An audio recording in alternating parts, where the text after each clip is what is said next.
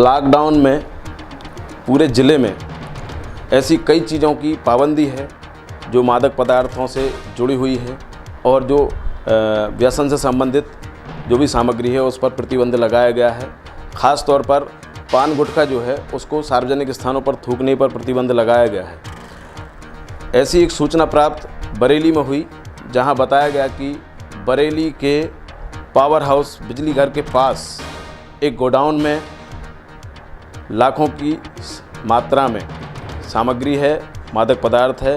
जब उसकी जानकारी प्राप्त हुई तो उसमें राजश्री के पाउच प्राप्त हुए हैं और पुलिस प्रशासन द्वारा उसकी जांच की गई है।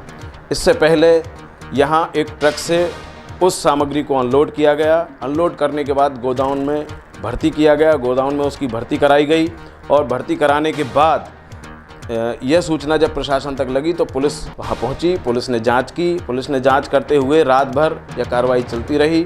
इस मौके पर अनुविभागीय अधिकारी ब्रजेंद्र रावत, एसडीओपी अशोक घनघोरिया, तहसीलदार राजीव कहार सहित सभी अधिकारी कर्मचारी वहां उपस्थित रहे। उनकी मौजूदगी में रात को ही इस शटर को, जो गोडाउन है, उसको लॉक किया गया और सील बंद करने के बाद सुबह खाद्य एवं औषधि विभाग जो रायसेन से आया हुआ था, उसमें खाद्य एवं औषधि निरीक्षक सुषमा पथरौल के साथ उनके 2 कनिष्ठ अधिकारी भी उपस्थित रहे।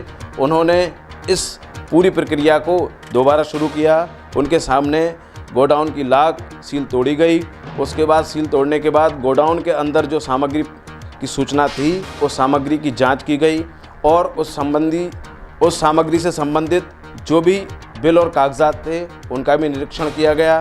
बाद में इसी सामग्री का सैंपल लेकर उसको रायसेन प्रयोगशाला भेजा गया है। अधिकारियों ने बताया है कि ऐसी कोई सामग्री उसमें प्राप्त नहीं हुई है जो बिल के अतिरिक्त है। जिस संबंधित सामग्री की बात की जा रही है वह राजश्री गुटखा है और उसकी कीमत लगभग 19 लाख रुपए बताई जा रही है, जो कि व्यापारी ने जो बिल दिया है उसमें उसकी राशि और उसकी कीमत और मात्रा दोनों मेंशन है।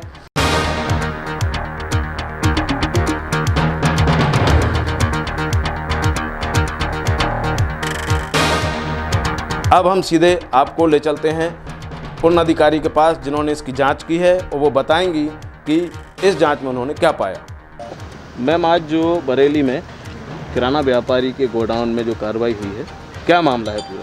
वरिष्ठ अधिकारी द्वारा हमें सूचित किया गया था कि बड़ी मात्रा में यहाँ पर पान मसाला आया है और जिसकी जांच किया जाना आवश्यक है। तो हमारे विभाग द्वारा नमूना कार्रवाई करके विश्लेषण हेतु नमूने भेजे गए हैं। जांच आने तक जो भी पान मसाला है उसको जब्त करके अभी रक्षा में रखा गया है और जांच रिपोर्ट आने के उपरांत उसे खोला जाएगा। जब तक ये विक्रय नहीं किया जाएगा। मैडम, इसमें कितनी मात्रा है पान मसाले की और उसकी क्या कीमत है? ये 19 लाख 19 लाख। इसमें कोई प्रतिबंधित वाली कोई सामग्री भी यहाँ आई है क्या, जो लॉकडाउन में मनाही है जिसकी?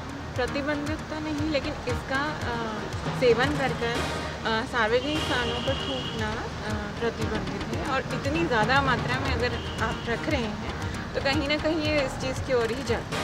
तो इसलिए हम लोगों ने कार्य व्यापारी ने अपनी तरफ से कोई साक्ष्य वगैरह प्रस्तुत किए हैं आपके उसके द्वारा बिल प्रस्तुत किया। ये कब तक हो जाएगी मैम जाँच? इसमें 15-20 दिन का टाइम लगता है जाँच में, उससे थोड़ा ज़्यादा भी समय लगता है। तो पान मसाले के अलावा और भी सामग्री थी क्या उसमें? पान मसाला के अलावा उसके पास नमकीन है। उसके भी सैंपल लिए हैं? नहीं, नमकीन सेपरेट बिल राजश्री का कि कंबाइंड बिल है? राजश्री का अलग अलग क्वांटिटी में होता है ना, जो 20 पाउच पैक, 12 पाउच पैक, वो अलग अलग सैंपल, अलग अलग बैच नंबर्स के अलग अलग सैंपल, अलग अलग बैचेस के अलग अलग और जिसकी कुल मात्रा 19 लाख। व्यापारी का नाम? हरिहर किराना स्टोर का गोडाउन है वो। जैन है मिस्टर लिखे हुए हैं। इसमें टाइम होता है 20 दिन में आने का, लेकिन अभी चुके गया है तो 1 महीने का वेट करना। जब तक दुकान सील रहेगी सामग्री विक्रय नहीं कर सकता तब तक रिपोर्ट नहीं मिलेगी।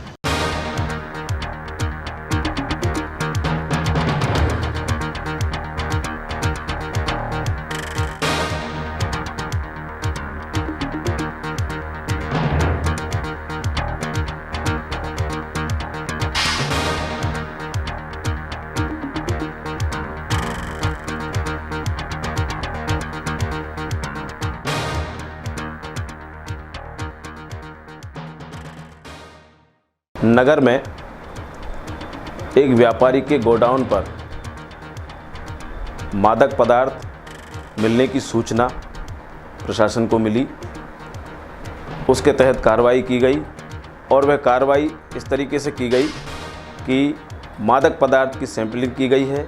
उसकी गुणवत्ता की जांच के लिए सैंपल को प्रयोगशाला में भेजा गया है और हमारे साथ आज वही व्यापारी हैं, वो हमें बताएंगे पूरा मामला क्या था और किस तरीके से ये पूरी जांच हुई है और क्या क्या परेशानियां उनको इस जांच के दौरान सामने आई हैं। तो अभी हम आपसे उनकी सीधी बात कराते हैं। बताइए, आपका नाम बताइए और आपका क्या बिजनेस है, आप वो बताइए। मेरा शुभ नाम नितिन जैन है, जो कि किराने का व्यापार है मेरा एवं पान मसाले का व्यापार है। मेरे द्वारा कंपनी में ऑर्डर गया था, तो उस द्वारा कंपनी ने मेरे को गाड़ी डिस्पैच दी होल्ड के लिए। जिस द्वारा गाड़ी आके खड़ी हुई, उस द्वारा कुछ लोग द्वारा सूचना गलत पहुंची, मैसेज गलत पहुंचा।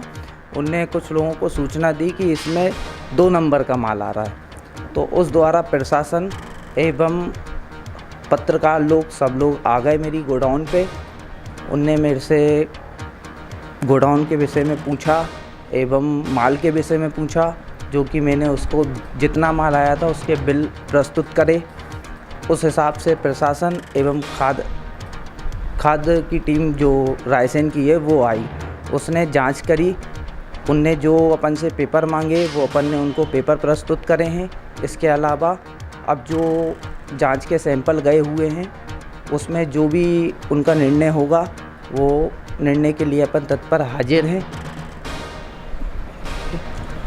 आपको इस पूरे मामले में क्या लगता है, जब आप सही हैं तो आपके खिलाफ ऐसी कोई षड्यंत्रकारी रणनीति बनाई गई थी जिससे आपको बदनाम किया जा सके और आपको आर्थिक रूप से नुकसान पहुंचा जा सके और आपको सामाजिक रूप से भी क्षति पहुंचे? सर, इसके विषय में तो मैं क्या बात करूं। अब जिसको जैसी सूचना मिली उसने वैसा काम करा, वैसे ही प्रशासन को सूचनाएं दी गलत। अब प्रशासन स्वयं मौके पे आके उसने अपनी जांच करी, तो मैंने उसके कागज़ प्रस्तुत करे हैं। अब जो प्रशासन और खाद्य विभाग की टीम ने जो निर्णय लेंगे, जो मेरे पास जो मेरे साथ कार्रवाई होगी, वो उसके लिए मैं तत्पर हाजिर हूँ। जैसा कि इन्होंने बताया कि इनके पास जो माल है उसके सारे कागजात इनके पास थे और उन्होंने अपनी सारी चीज़ें प्रशासन के सामने प्रस्तुत की हैं। इन्हें पूरा भरोसा है कि जो षड्यंत्रकारी लोग थे उनकी वजह से इनको बदनाम करने का प्रयास किया गया और कुछ लोगों ने दबाव बनाया, कई प्रकार से इनको दबाव बनाकर इनको प्रेशराइज करने का भी प्रयास किया गया। लेकिन प्रशासन की जांच से स्पष्ट हो गया है कि इनके पास ऐसी कोई चीज़ नहीं थी उस गोडाउन में जो कि अलीगल थी, जो प्रतिबंधित थी लॉकडाउन में, और जो चीज़ें इनके पास वहाँ मौजूद थीं उनके कागजात थे, सबूत थे, साक्ष्य थे। अब पूरा मामला जो है प्रशासन की जांच पर अटका हुआ है। जांच की जो रिपोर्ट आनी है उस पर अटका हुआ है, उसके ज़रिए ही सारी चीज़ें साबित हो सकती हैं। लेकिन इससे यह बात स्पष्ट हो गई है कि नगर में ऐसे कुछ लोग अभी भी सक्रिय हैं जो लोगों को बदनाम करने के लिए दबाव बनाते हैं और दूसरे लोगों की सामाजिक और आर्थिक जो स्थिति है उसको ख़राब करने का, दूषित करने का प्रयास करते हैं।